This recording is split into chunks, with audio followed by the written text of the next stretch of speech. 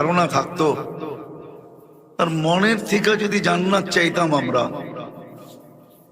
তাহলে মনে হয় এই কথার প্রশ্ন কোনোদিন উঠানো সুযোগ হতো না যে আমাদের জান্নাতের জন্য প্রস্তুতি কতটুকু,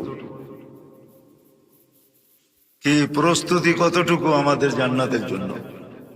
প্রস্তুতি জান্নাতের জন্য যদি আমাদের হইতো, তাহলে আজানের নামাজের জন্য আল্লাহ জান্নাতের চাবি দিতে আল্লাহ ডেলি 5 বেলা ডাকবে, আর 90% মানুষ মসজিদের বাহিরে থাকবে, এটা কি কোনোদিন হয়? কি বলেন? আল্লাহ নামাজের জন্য ডাকে না আমাদেরকে। আল্লাহ জানে আমাদের নামাজ কিরকম।